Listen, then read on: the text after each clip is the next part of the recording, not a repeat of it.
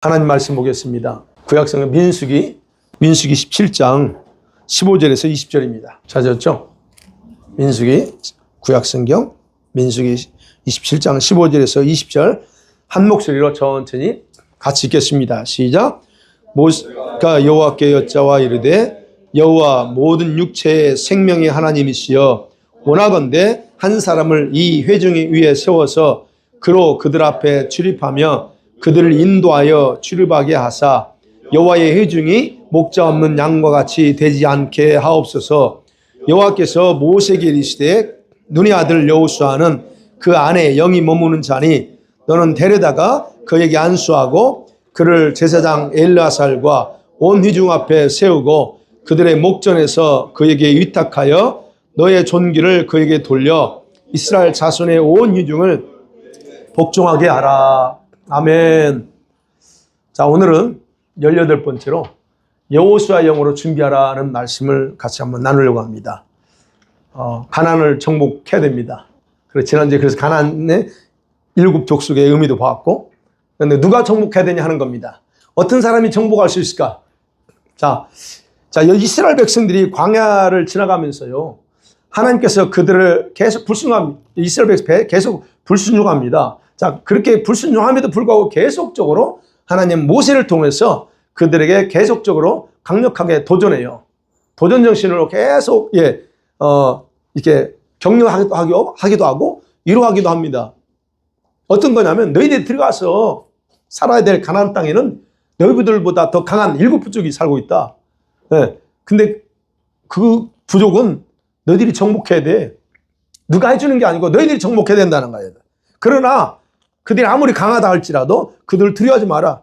반드시 내가 그들을 물리칠 거야.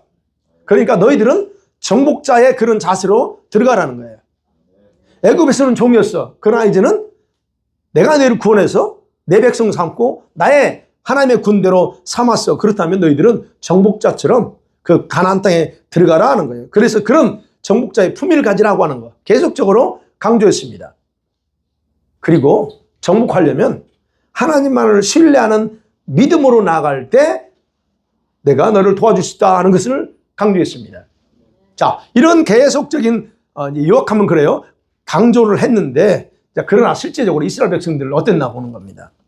이스라엘 백성들의 단점이 있어요. 뭐냐면 그들은 전쟁에 능한 장군이 없다는 겁니다. 그리고 병사들이 없어. 싸울 만한, 그렇게 싸워서 이렇게 나가서 싸울 만한 어떤 병사들이 숫자가 많지는 않았다는 겁니다. 물론 숫자는 200만이 좀 넘는 그런 수많은 사람이지만 진짜 전쟁해본, 싸워본 사람들이 없어요. 노예였잖아요. 그리고 광야에서 실제 싸워본 경험이 많지 않기 때문에 정복한다? 이런 훈련이 거의 없었다는 겁니다. 이게 단점이에요. 자, 그럼에도 불구하고 하나님은 그들에게 말합니다. 가서 정복해야 돼. 그래요. 그리고 너희가 정복자다는 겁니다. 왜냐? 하나님은 그 전쟁은 내가 주도해서 너희들이 승리하게끔 할 거기 때문에 그렇다라고 계속 강조한 겁니다. 그런데요, 그들은 이러한 하나님의 그런 도전과 격려를 정상적으로 받아들이지 않고 늘 스스로 불신앙에 가둡니다. 자기 스스로를 불신앙으로 가둬버려요. 여러분, 이스라엘 백성들이 아는 것처럼 광야를 지나면서 무수히 많은 시간을 거역합니다. 거역하고 또 거역합니다. 근데 왜 거역했을까 하는 거예요. 그렇게 기적도 보여주고 그렇게 격려하고 걱정하지 말라고 그렇게 해주고 필요할 때 모든 걸 공급해 줌에도 불구하고 왜 그들이 거역하느냐 이거예요. 문제가 뭐냐는 겁니다. 문제는요, 그들이 숫자가 적어서 아니면 싸운 훈련이 경험이 없어서 그게 아니었어요. 7 부족의 멸망에 있어서 하나님께서 사용하신다는, 내가 너희들을 사용해서 그들을 물리칠 거라고 하는 그런 소명, 그런 사명을 믿지 못하는 그들의 마음의 약함이에요. 간략하게 표현하면 마음이 약해. 그들은 이게 표현이 제일 난 거예요. 마음이 약해요. 아무리 내가 널 쓸게, 내가 너를 강하게 만들게 해줘도 마음이 약해. 나는 그런 생각 안 한대요. 나는 연약해요. 항상 스스로를 약하다고 생각하고 나는 절대 그걸 싸울 수 없습니다라고 생각하는 그 마음의 약함이 가장 큰 문제였어요. 하나님이 함께 하지 않은 게 문제 아니었고 숫자가 적은 게 문제가 아니었습니다. 근데 그들이 마음이요. 그러잖아요. 여러분 아무리 병만물을 갖다 줘도 여러분 마음이 병들면 그 소용없잖아요. 그런 것과 똑같은 거예요. 네. 그래서 이스라엘 백성에게 약하다라고 하는 그거는 불순종의 근원으로 작용해요. 가나안 땅에 들어가는 그 순간까지도 그 약함, 그것은 불순종하게 만들어요. 여러분, 저와 여러분이 소명이 뭐냐? 목적이 뭐냐에 대해 소홀히 하게 되면요. 거역하고 불순종하는 건 자연적으로 나타납니다. 결과예요. 그 열매예요. 스스로 약하다라고 생각하면 결과는 반드시 여러분은 불순종으로 나가요. 하나님 말씀이 아무리 이렇게 저렇게 말해도 여러분은 거역하게 돼 있어요. 그게 열매에 자동적으로 나오는 겁니다. 이제 이스라엘 백성이 그렇게 가나안을 빙빙 40년을 돌았어요. 그렇게. 근데 어떻게 해요? 40년 시간이 딱 되면 어떻게 합니까? 그들이 어떻게 준비되든 안 되든 가나안 땅에 들어가야 돼. 자, 이렇게 시간이 다 돼가지고 이제 가나안 땅에 들어가야 될 때가 왔습니다. 그리고 어쨌든 그들은 준비됐든 안 됐든 반드시 그 땅에 있는 7 부족을 정복해야 돼요. 근데 정복하는데 이제 뭐가 문제냐는 겁니다.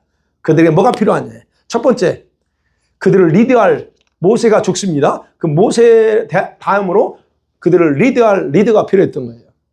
자, 오늘 본문의 내용은요, 그겁니다. 모세가 하나님이 이제 그 모압 평지, 그 이스라엘 바라보는 모압 평지 왔을 때 모세한테 말합니다. 너희들 죽어야 돼. 그럽니다. 아직도 멀쩡한데 하나님 모세한테 너 죽어야 돼. 그래요. 여러분, 우리가 생명은요, 멀쩡해도 주님 오늘 거두면 끝나는 거잖아요. 모세가 멀쩡합니다. 120살이 됐어요. 눈이 아직 크리지 않고 멀쩡합니다. 20, 30년 더 살 수 있을 정도로 멀쩡한데 하나님 말합니다. 너 오늘 죽어야 돼. 그럽니다. 너 못 들어가. 너 죽어야 돼. 자, 그러요. 그 말을 듣고 그러니까 하나님께서 그러면 내가 죽으면 죽는 거야. 천국 가니까 문제 안 되는데 그 이 백성 어떻게 해요? 그래서 모세가 하나님께 부탁하는 게 하나님, 나 뒤를 이어서 이들을 이끌어갈 리더를 세워주세요. 그럽니다. 그 내용이에요. 네. 그러니까 하나님께서 이거를 누구를 세우라고 얘기하는 거예요. 네. 자, 그러죠. 후계자로 18절에 보면 여호수아, 너의 시종 눈의 아들 여호수아 그를 세워라 이렇게 명령하는 겁니다. 자, 여호수아가 여기서 등장하죠. 여호수아. 여러분, 여호수아는 어떤 인물이에요? 여러분 잘 아시죠? 여호수아가 처음 등장하는 곳은 출애굽기 17장입니다. 여호수아는 어떤 인물이에요? 노예 출신이고 애굽에서 태어난 거죠. 나이가 한 30대 됐을지 어떻게 정확하게 몰라요. 네. 근데 그때 처음 등장합니다. 어떤 등장이에요? 아말렉과 싸울 때 등장합니다. 여러분, 싸움 경력이 없는 이스라엘 백성들이 아말렉이 와서 싸워요.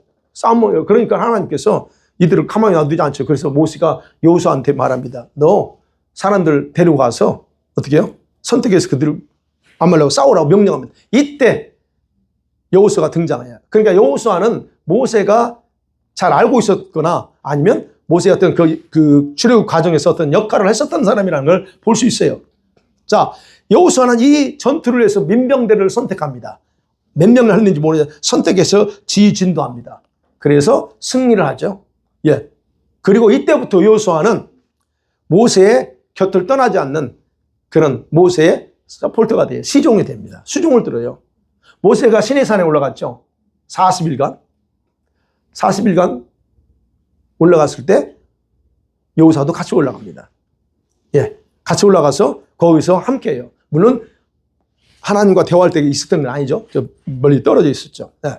자, 그 이후에 여호수아는 이스라엘이 가나안에 들어가기까지 몇 번의 전쟁을 치러요.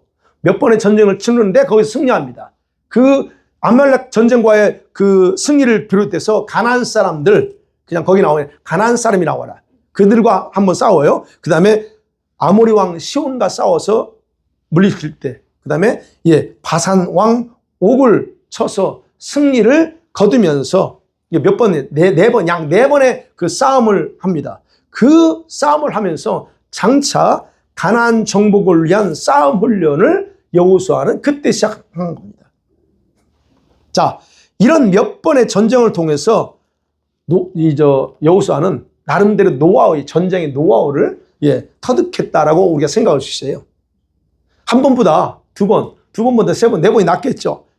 그래서 그는 모세와 하나님께 충성스럽게 그리고 결단력 있는 모습으로 자신의 믿음을 지켜나가요. 네. 모세의 곁에 있으면서 많은 걸 배우죠. 모세가 가지고 있는 영성을 여호수아는 그대로 많이 받아요. 예. 그래서 모세는 그의 충성스러운 그런 모습을 귀하게 여기서 항상 자신의 영적인 능력 아래 모세를 머무르게 만들어요. 예. 거의 40년 동안 모세의 지도 아래 용사로서의 기질과 영적인 리더십을 배워나갔다라고 생각하시면 돼요. 자, 모세가 그런데 자기 사명을 다하고 이제 죽을 때가 됐어요. 그러니까 하나님 그를 후계자로 세우면서 그가 배우고 훈련받은 것보다는 뭘 보고 모세를 선택한 줄 아세요? 이제 여호수아를? 모세 경력, 싸움 실력 이거 보고 선택한 게 아니에요. 오늘 본문에는 그 훈련받은 것보다 뭘 보냐면 모세의 내면의 상태를 중요하게 생각하고 강조했다는 거예요. 여호수아가 이런 경력이 있으니까 그를 지도자를 세우라 그렇게 안 한 게 아니에요. 한 게 아니에요. 18절에 이렇게 나옵니다. 뭐라고 그래요? 그 속에 여호수아의 영에는 속에는 성령이 머물고 있었다는 겁니다. 이것 때문에 선택합니다. 제가 자꾸 모세라고 말하네요. 그죠? 여호수아라고 말 안 하고 여호수아. 헷갈려. 예, 여호수아를 선택한 이유가 뭐냐? 그의 실력이 아니에요. 그가 경력이 아니에요. 경험이 아니에요. 뭐라고요? 그 속에는 성령이 있는 사람이라는 거예요. 예. 여러분, 창세기 6장 3절에 보면요. 하나님께서 성령을 사람들한테 다 걷어버려요. 이렇게 말하면 나의 성령이 영원히 사람과 함께 있지 아니할 것이다. 왜냐하면 이 인간이 육신이 되었기 때문이다라고 선언해요. 그러므로서 모든 사람들에게 성령이 머물러 있지 않아요. 그러니까 그 이후에 성령이 없거든요. 구약시대 여러분 아시죠?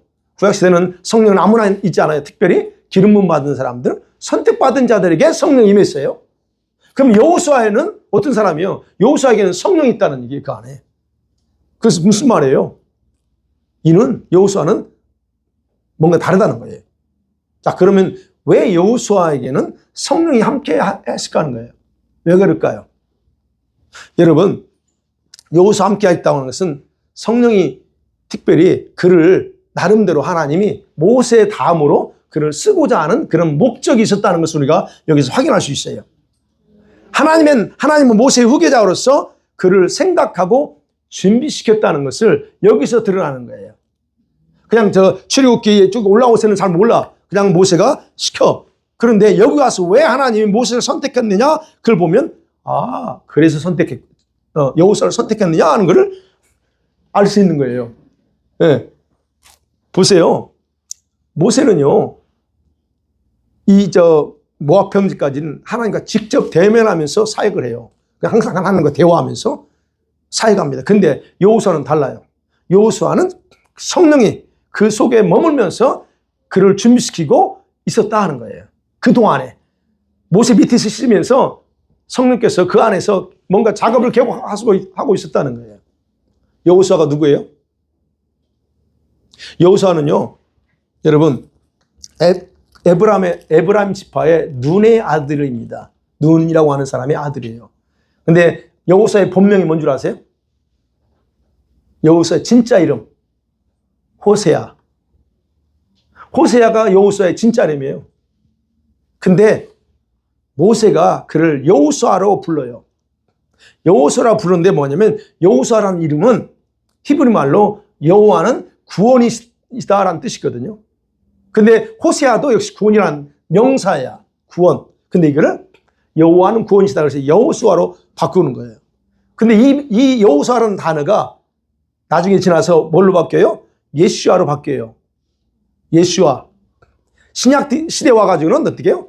헬라식 이름으로 예수. 그래서 우리가 예수라고 표현합니다. 근데 원래는 예슈아예요. 그게 구원자라는 뜻이에요. 네. 여러분, 예수님이 탄생하실 때 천사가 와서 예수님의 이름을 지어줬잖아요. 그 이름의 뜻이 뭐예요? 자기 백성을 저희 죄에서 구원할 자라는 뜻으로 이름을 뭐라고 지라고요? 예수라고 지으라 그래요. 바로 그게 예수라고 하는, 지금 예수아가 그런 이름이라는 거예요. 그래서 예수라는 이름은 구약시대 여호수아라는 이름이에요. 네. 자, 그럼 보세요. 모세라는 이름이 뭐죠? 뜻이 뭡니까? 혹시 아시나요? 모세라는 이름의 뜻. 건졌다는 거예요. 물에서 건진다. 구원했다는 얘기예요. 그럼 여호수아는 뭐라고요? 여호와는 구원이시다. 구원자라는 거거든요. 그럼 여기서 우리가 생각할 수 있는 거예요. 왜 하나님이 모세를 통해서 출애굽시키고 그 다음에 가나안 정복은 모세가 아닌 여호수아를 통해서 하시는 거예요. 보세요. 이게 의미가 있어요. 여호수아 자체가 구원자라는 뜻, 정복자라는 말이에요. 그러면 보세요. 여호수아는 장차 사단의 권세를 깨트리고 자기 백성들에게 구원과 참된 영원한 안식의 축복을 가져다 주시는 예수 그리스도를 예표하는 인물이거든요. 그러면 우리가 영원한 천국에 가야 될 본향에 가는 길은 모세가 아니고 여호수아를 통해서 완성된다는 의미예요. 여호수아가 그래서 등장하는 거예요. 가나안 정복은 정복자라는 뜻, 구원자라고 하는 그 여호수아 없이는 불가능한 이름을 알려주고 싶은 거예요. 네. 그리고 동시에 여호수아의 다른 별명이 있어요. 정복자, 아까 말한 정복자. 그러면서 마지막 때에는, 이 마지막 때에 필요한 이름이에요. 마지막 때에 원수를 대항해서 싸워서 악을 정복하는 세대, 조슈아 제너레이션이라고 하는 예표입니다. 여호수아가. 그래서 여호수아 제너레이션 세대예요. 지금이 그 세대가 움직이는 때라는 얘기예요. 왜요? 구원을 완성해야 되잖아요. 가나안을 정복하잖아요. 지금 마지막 예수님이 재림하기 전에 구원 완성할 세대가 여호수아 세대예요. 그래서 지금 그런 세대들이 일어나고 있다. 그래서 여호수아 영어로 준비하라는 거예요. 두 번째 생각해 봅니다. 자, 여호수아는 그랬고, 그 다음에 두 번째 그러면 여호수아 안에 있었던 성령이 무슨 일을 하셨을까 하는 겁니다. 네. 자, 여호수아 안에 있는 성령께서 그를 준비시킨 부분이 뭘까? 아니, 그를 구원자, 정복자로 쓰시려면 그냥 안 쓰잖아요. 모세 따라하면 40년을 준비시켰어요. 그럼 뭘 준비했을까 하는 거예요. 근데 이건 예측이 어렵지 않아요. 쉬워요. 뭘 준비시켰는가? 그는요, 실제 싸움을 통해서 싸움권의 기질도 얻었죠. 근성도 키웠어요. 그러면 동시에 리더로서의 모양을 갖추기 시작하는 겁니다. 이건 기본이죠. 실제 싸움의 경험 속에서 그는 죽음에 대한 두려움보다 뭘 볼까요? 하나님의 도우심. 그 전쟁에서, 그 싸움에서 하나님이 도우시고 일하신다고 하는 것을 더 확실하게 경험합니다. 여러분, 전쟁이라는 것은 뭐예요? 죽음이잖아요. 죽음과 같은 거 아니에요? 그래서 싸움의 경력이 없는 그들이 승리를 한다? 이런 것 자체가, 그렇잖아요. 이런 것 자체가 자기들이 힘이 아니라는 것을 정확하게 알기 때문에 두려워하지 않는다는 거예요. 그들이 승리할 수 있는 상황이 아니죠. 아말렉과 싸울 때 있어요? 모세가 올렸으니까 이겼지? 손 내렸으면 져요. 그러면 그들은 싸울 실력이 없어. 그런데도 이겼다. 이 말 무슨 말이냐고요. 그걸 통해서 여호수아는 우리에게 하는 거 아니구나. 하나님이 일하시는구나. 승리하게 하는구나. 이걸 배웠다는 거예요. 그런 경험이 결국은 하나님을 신뢰하는 데 엄청난 도움이 되는 겁니다. 여러분이 하나님의 그 살아계심을 경험하셨어요? 그게 여러분에게 어느 정도의 도움이 됐습니까? 그 하나님을 정말 신뢰하는데 여러분 도움이 안 된다? 그럼 여러분 문제예요. 정말 하나님이 여러분이 할 수 없는 일들을 하나님이 하셔요. 여러분 삶 가운데. 그걸 보면서 여러분 뭘 배워야 되냐? 뭘 신뢰해야 돼요? 하나님만, 하나님 이렇게 일하는구나. 하나님에 대한 신뢰가 더 점점점 강해져야 된다는 거예요. 네. 그래서 우리가 아셔야 돼요. 우리 안에 내가 하나님을 신뢰하는 게 어느 정도인가? 자, 이 여호수아는 그래요. 여호수아에게 이런 성령이 이렇게 담대함도 나가요. 그런데 진짜 가나안을 정복할 때는 또 다른 전략이 필요합니다. 또 다른 지혜가 필요해요. 그래서 모세가 죽기 전에 그에게 안수합니다. 안수할 때 하나님은 그에게 지혜의 영을 부어줬다라고 신명기 34장 9절에서 말하고 있어요. 같이 읽어볼까요? 시작. 모세가 눈의 아들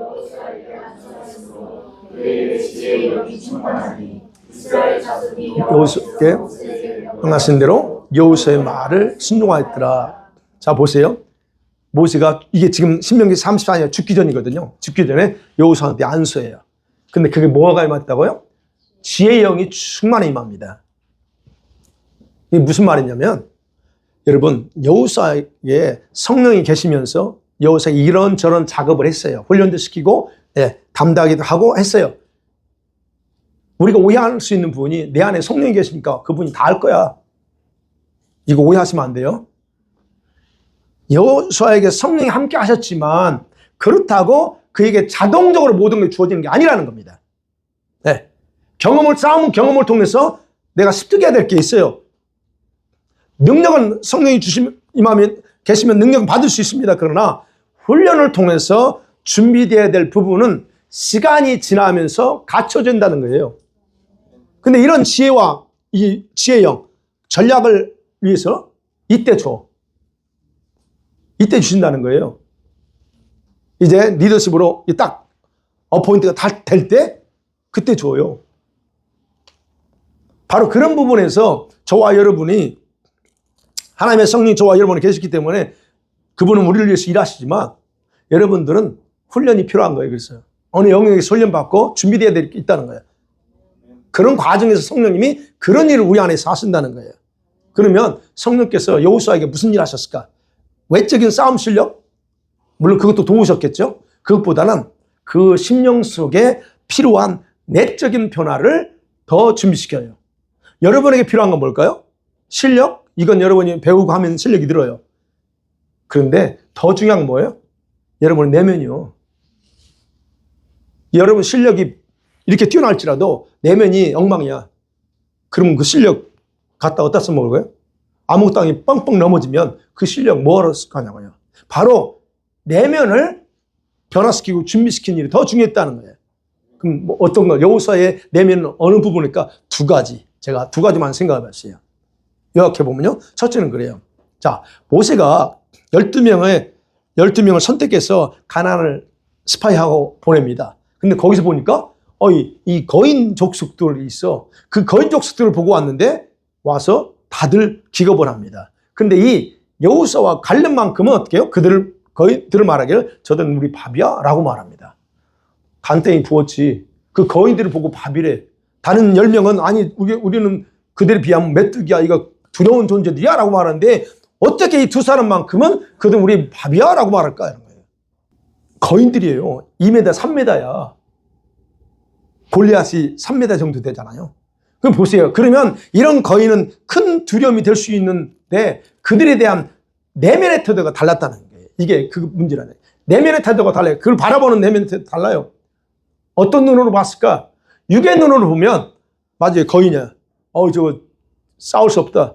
이게 정확하게 맞아요. 육의 눈으로 보면. 근데 여호수아와 갈렙은 무슨 눈으로 봤을까요? 자기 육의 눈으로 본 게 아니에요. 자기 영의 눈으로 봤다는 얘기예요. 그 거인들을. 그러니까 하나님이 성령께서 여호수아 속에서 훈련시키게 뭐냐? 영의 눈으로 바라보는 훈련을 시켰다는 거예요. 근데 여러분 이런 태도가 자동적으로 되지나요? 아니요. 자동적으로 되는 게 아니고 싸움의 과정 속에서 성령께서 그 사물을 바라볼 때, 적을 상대를 바라볼 때 바라보는 영의 눈을 다르게 변화시켰다는 얘기예요. 두려움의 대상이 아니야 저건. 왜? 그 위대하신 하나님이 함께 하시니까 저건 내 밥이야 라고 생각할 수 있었던 거. 이게 훈련이라는 거예요. 민수기 14장 6절 이하에 보면 그래요. 여호수아 갈렙이 저들은 우리의 밥이다라고 말합니다. 우리의 밥이야 라고 해요. 아니 밥이라고 말하면서 뭘 꾸미냐? 살아있는 믿음을 입증시켜요. 이 두 사람만이 진짜 살아있는 믿음을 가졌다는 걸 보여줘요. 그러면 뭘 봐요 여기서요? 이 여호수아 갈렙은 거인 족속을 두려워하는 것이 뭘 의미하느냐 알았어요. 거인 족속을 두려워하는 것은 곧 나를 보내고 우리 함께해서 저 가나안 족속을 정복하게 하실 하나님을 거역하는 행위다라고 그렇게 인식해요. 이게 무슨 말인지 이해가 되시죠? 여러분이 어떤 걸 볼 때 두려워하고 염려하고 불안에 떠는 것 자체가 하나님을 거역하는 행위예요. 뭘 어떤 거 거역? 나와 함께 하시면서 그 세상에 있는 신보다 더 위대하고 강한 신이 내 안에 계시는데 내 안에 계신 하나님을 어떻게 보고 있다는 거? 메뚜기를 보고 있는 거예요. 왜 불안해? 왜 두려워하냐 이거예요. 이거예요. 여호수아와 갈렙은 그걸 본 거예요. 아, 내가 이렇게 본다고 하면 이건 하나님을 거역하는다. 하나님 뭐라고 그랬어요? 걱정하지 말라 그랬잖아요. 그런데 내가 아이고 저는 이런 태도라는 거예요.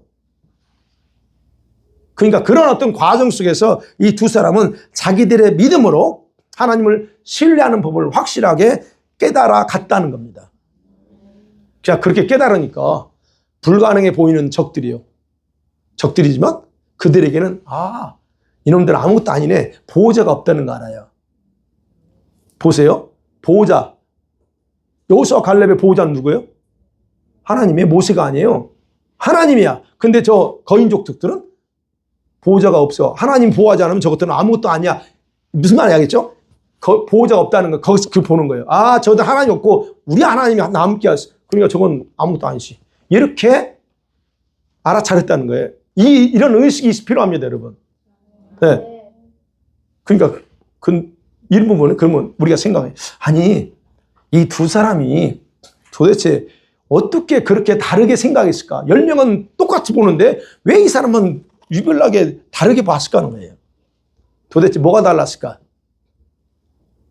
어떻게 그랬을까요? 우리는 그냥 믿음이 좋아서 이렇게 생각할 수 있어요. 그런데요, 그것에 대해서 민수기 14장 24절에서는 정확하게 표현하고 있습니다. 같이 볼게요. 시작. 그러나 내 종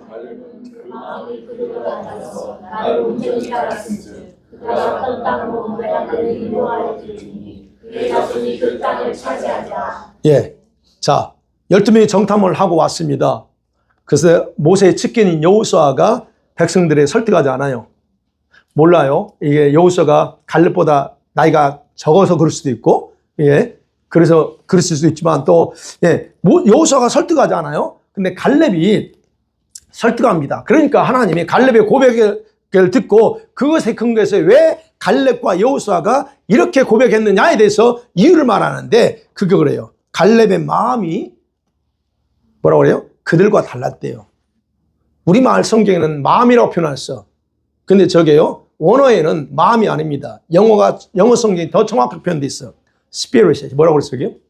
네, different spirit이에요. different, 다른 영을 가지고 있었다는 거예요. 여호수아와 갈렙의 영은 달랐다는 얘기예요. 10명이 가지고 있는 영과 달라. 그겁니다. 결국은 갈렙처럼 여호수아도 다른 영을 가졌기에 바라보는 그 눈이 육신의 눈이 아니라 영의 눈이었다는 거예요. 다른 영을 가지고 있었어요. 여러분 영이 있잖아요. 스피릿인데 여러분이 다 같지 않아요? 여러분 각 사람의 영이 다 똑같지 않다는 얘기예요. 어떤 영은 온유한 영이야. 어떤 영은 아주 의심이 많은 영이야.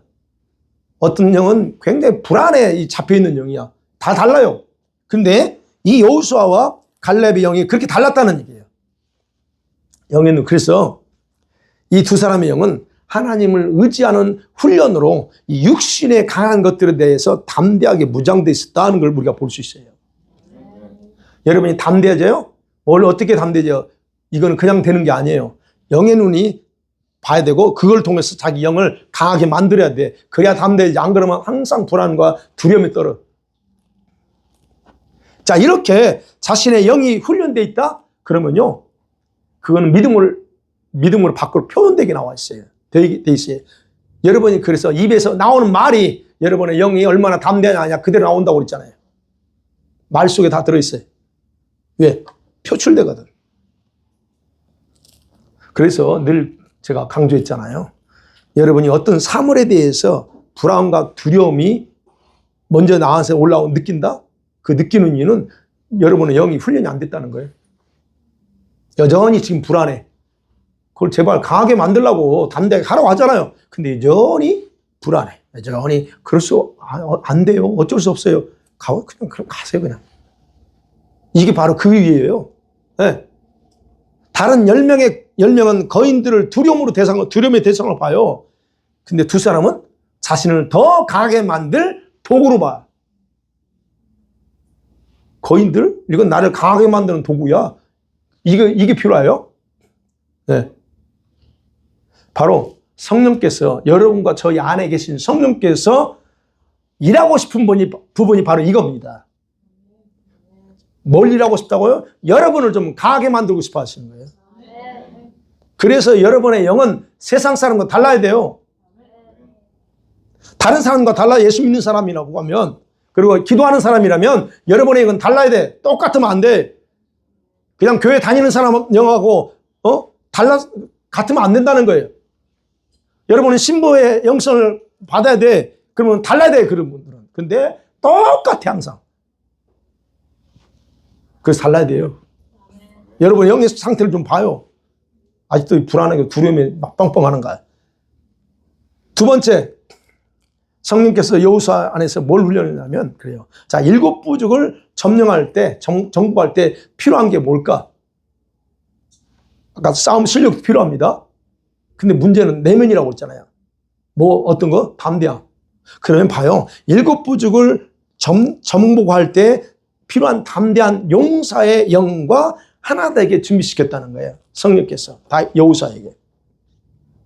무슨 말이에요? 여러분 생각해요. 전쟁터에 나갈 군사에게 절대적으로 필요한 게 뭐예요? 죽음에 대한 두려움을 극복하는 거잖아요. 내가 죽을 수도 있어요. 제일 두려운 거 아니에요? 죽을 수도 있는 이런 거. 이걸 극복시켜요. 왜? 전쟁은 죽음을 담보하는 거니까. 하나님께서 여호수아에게 정복하는 리더로 세우기 위해서 실제 전쟁에 참여하게 하신 이유 중에 하나도 바로 이 담대함을 갖게 하는 거예요. 네. 그러면서 그 안에서 함께 하시는 성령께서 그가 담대함으로 무장되어 나갈 때 영으로 충만하게 만들어. 그래서 어떤 상황에서도 흔들리지 않도록 강하게 붙잡아 주셨다는 거예요. 여러분 그거 아셔야 돼요. 여러분 영 안에 계신 성령께서 여러분을 붙잡게 하셔야 돼요. 그냥 그분이 가만히 계시면 뭐 여러분 강해진 줄 아세요? 아니요. 강해지도록 여러분이 할 때 그분이 여러분을 붙잡아줘요. 그래야 강해져요. 바로 여호수아를 그렇게 했다는 거예요. 용사의 영, 스피릿 워리어. 이 용사의 영이 뭐예요? 용사의 영은요, 무슨 정 앞에서도 죽음을 두려워하는 것이 아니라 함께 하신 하나님을 더 신뢰하게 만들어요. 그 영 있는 사람들은. 하나님을 더 신뢰해. 네. 그리고는 하나님께서 무엇이라고 말씀하셨는지를 그대로 믿고 받아들이면서 행동합니다. 용사의 영을 가진 사람들은 그래요. 여러분, 신명기 28장 7절에서 이렇게 강조합니다. 같이 볼게요. 시작. 여호와께서 너를 대적하기 위해 일어난 적군들을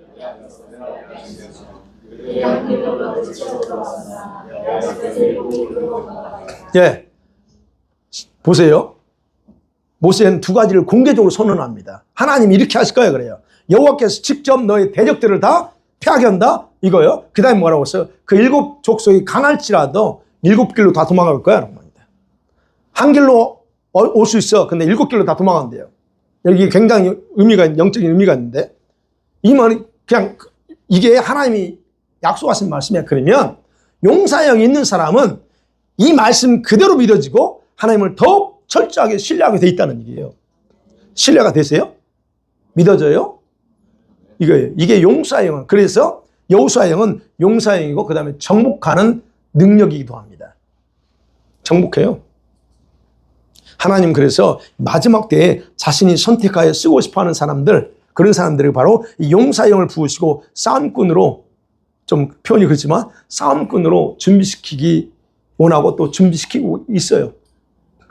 저와 여러분 안에 계신 성령께서도 이처럼 여러분의 영을 훈련하고 용사로 일어나도록 준비시키기 원하십니다. 마지막 세 번째로 생각해 봅니다. 자, 그러면 이스라엘 백성들의 모습을 봐야죠. 이스라엘 백성들이 그 사명을 온전하게 생각하고 갔으면 좋은데 사명에 대해 실패해요. 자, 이스라엘 백성의 문제는 뭐냐? 하나님께서 자기들을 위해서 행하신 많은 기적들을 봤어요. 그런데 여전히 변하지 않았어요. 한결같이 안 변합니다. 그리고 모세를 통해서 모세를 통해 율법을 줬죠. 그럼 율법을 개인에게 적용하면서 스스로 바꿀 생각 자체를 하지 않고 자기들의 욕구만 내수며 살았어요. 40년 빙빙 돌면서 그랬다는 게. 그럼 하나님이 뭘 기대했을까 하는 거예요. 그들을 출애굽시켜서 율법도 주고 기획도 행했어요. 도대체 뭘 보고 뭘 기대했을까 하는 거예요.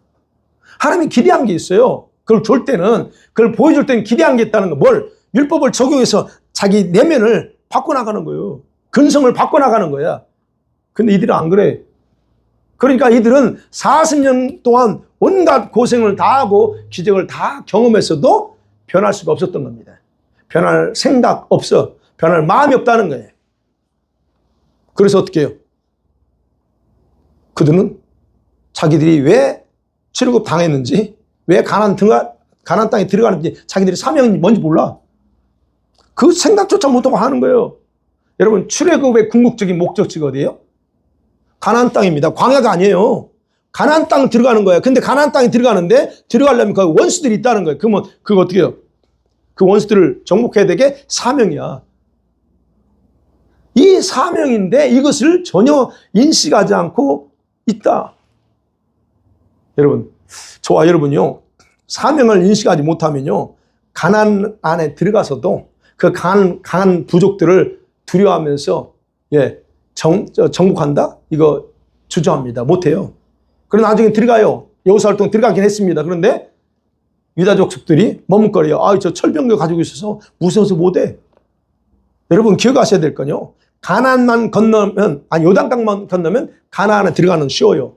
여러분 예수만 믿으면 구원받는 거 쉬워요. 구원받습니다. 네, 쉬워요. 그러면 가나안에 들어가면 제일 먼저 만나는 성이 어떤 성이에요? 여리고 성이에요. 이스라엘 가보잖아요. 모압 건너면 바로 그냥 여리고 성이에요. 그러면 여리고 성인데 여리고 성을 누가 무너뜨렸어요? 하나님은 여호수아에게 그 성을 무너뜨릴 방법을 알려줘. 그러면서 완전히 자신의 방법으로 그냥 성을 무너뜨려요. 왜 그랬을까? 여호수아가 한 거 없어. 그냥 빙빙 돌아.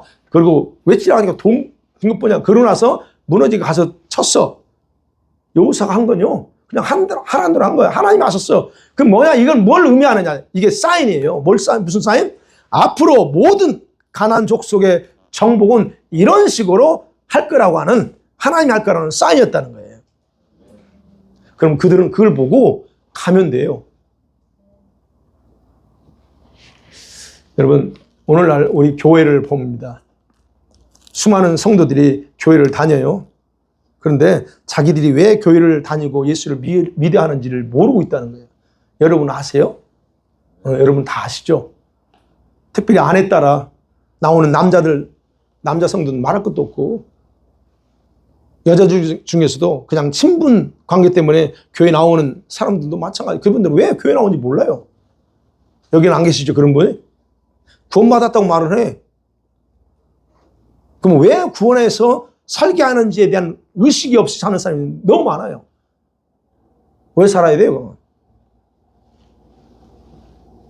그래서 저는 안타까운 거예요.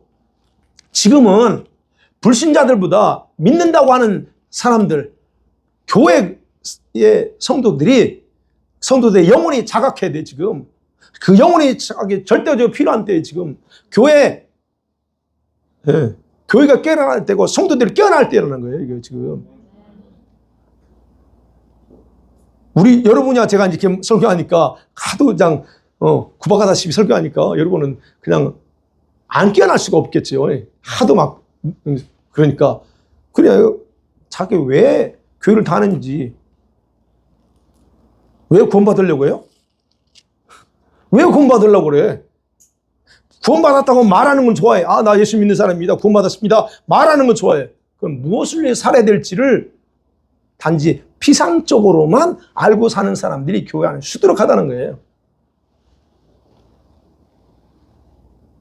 여러분, 왜 하나님께서 내 생명을 거두지 않고 오늘까지 살게 했었는지 생각해 본 적이 있으신가요?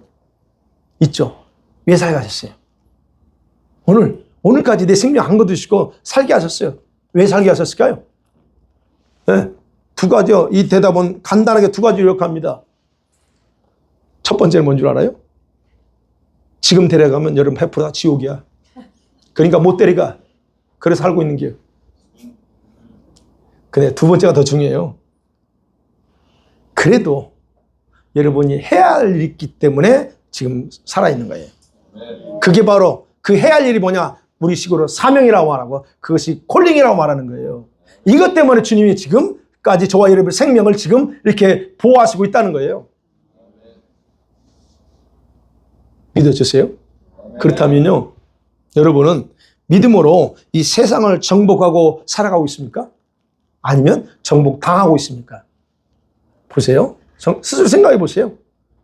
여러분은 살아있는 믿음으로 지금 살고 있어요? 아니면 이론적인 믿음으로 살고 있느냐는 겁니다. 나 믿어. 이론적인 믿음, 그 믿음은 쓸데없어요. 살아있는 믿음 아니면 그 믿음 아니에요. 그거 이론이라니까. 그래서 성경에서 야고보서 죽었다 그래요. 죽은 믿음은 구원 못 받아요. 아니, 성경 분명히 죽은 걸 어떻게 가요? 우리가 정확하게 아셔야 돼요. 어떤 믿음이에요, 여러분? 네. 자신의 사명이 무엇인지 살아야 하는 이유를 모르고 그냥 살아가니까 믿음은 모양만 가지고 있는 거예요. 여러분은 안 그래. 그렇지만 지금 교회들이 깨놔야 된다는 게 이거예요. 지금 믿음의 모양만 가지고 있어요. 그러면 그 믿음은 실제적인 믿음이 아니에요. 여러분이 말하는 믿음은 실제적이고 살아있어야 돼요. 그게 진짜예요. 왜 믿음은 생명력이 있어요. 근데 믿지만 아무것도 하지 않는 믿음은 실제적인 믿음이 아니에요. 집에서만 앉아서 마다 믿어요. 그건 여러분 실제적 믿음 아닙니다. 그 믿음이 자기는 구원할 수 있어요. 자기는 구원해요. 그러나 세상을, 자기 육신의 정욕을 정복할 수는 없습니다. 믿음이. 그 믿음 가지고는. 그러니까 여러분, 사명을 인식하고 사는 사람은 뜨뜻미지근하게 살 수 없다는 얘기예요. 여러분이 사명이 뭔가를 알면 그냥 지금처럼 못 살아요. 하나님이 이렇게 뜨뜻미지근한 믿음을 가지고 살라고 자기 아들 예수 그리스도를 십자가에 죽이시고 여러분 구원하신 줄 아세요? 절대 그러지 않아요. 그런 면에서 여러분 정확하게 하셔야 돼요. 사랑하는 성도들 말씀 맺어볼게요. 여호수아의 영은요, 성령이 내주하시는 우리 성도들 안에서 준비시키고 있는 마지막 때를 위한 용사들에게 부어주십니다, 지금. 네. 우리 교회 안에도 이 여호수아의 영을 받은 사람이 한두 명 있어요. 그러면 보세요. 내주하시는 성령이 여러분의 영을 훈련하고 있습니까? 지금 훈련하고 있어요? 잘 보세요. 질문하는 여러분 안에 내주하신 성령께서 여러분 영을 훈련하고 있습니까? 여러분에게 있는 두려움과 불안들을 제거하면서 담대함으로 무장하게 하고 나가고 있습니까? 그렇다면 여러분 안에 있던 여호수아 안에 있던 성령께서 여러분에게도 동일하게 일하고 있다는 증거예요. 그거. 성령께서 여러분의 영을 정복자의 그릇으로 준비시켜 나가기 원하신다는 겁니다. 그러려면 어떻게 해야 돼요?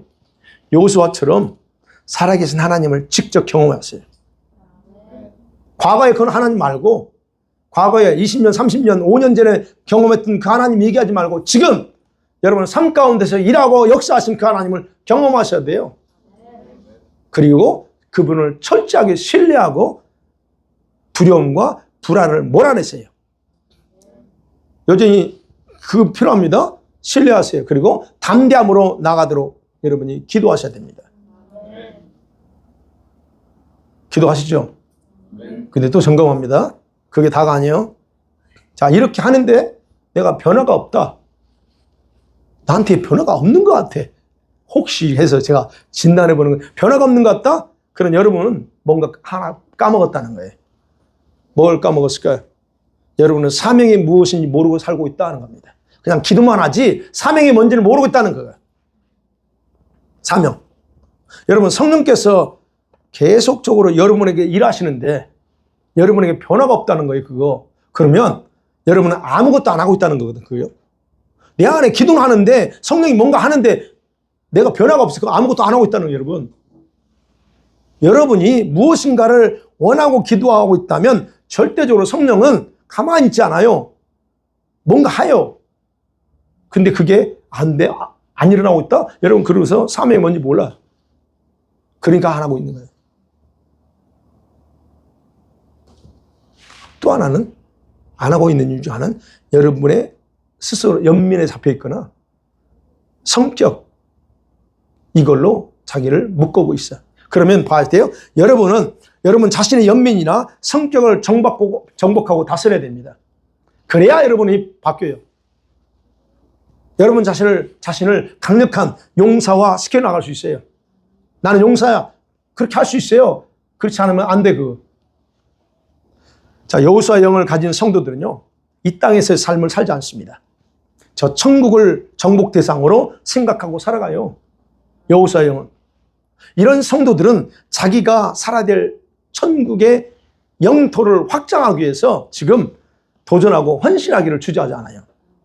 우리가 여기서 영원히 삽니까? 아니요. 70, 80밖에 안 삽니다. 우리는 영원히 살아야 될 때가 여기가 아니고 저 천국이에요. 그러면 천국에서 어디 살 건가? 그 영토를 확장하기 위해서 도전한다는 거예요. 그 부분에서 얘기하는 거예요. 그러니까 가나안에 들어가서 자기가 살아야 될 영토를 정복했던 것처럼 천국도 마찬가지예요. 예수 믿으면 천국 들어가는 티켓은 받아. 항상 얘기하는 것처럼. 그러나 여러분, 어디 지역을 정복할, 이거는 달라. 그래서 예수님께서 그랬잖아요. 천국은 침노하는 자가 차지한다 그랬잖아요. 그 말씀을 기억하고 정복하기를 주저하지 않는다는 여호수아의 영을 가진 사람들은, 바로 여호수아 세대는요, 하나님의 나라를 위해서 돌진하는 세대에 그래서 러시하는 거예요. 그냥 달려가는 거예요. 주님께서 이루어진 이 마지막 구원 완성을 위해서 뛰어드는 세대가 바로 여호수아 세대입니다. 이것이 바로 여호수아 영을 가진 사람들의 특징이에요. 그러니까 이걸 또 오해하면 안 돼요. 이런 사람은 선교사들 아니에요? 아니, 선교사만을 말하지 않아요?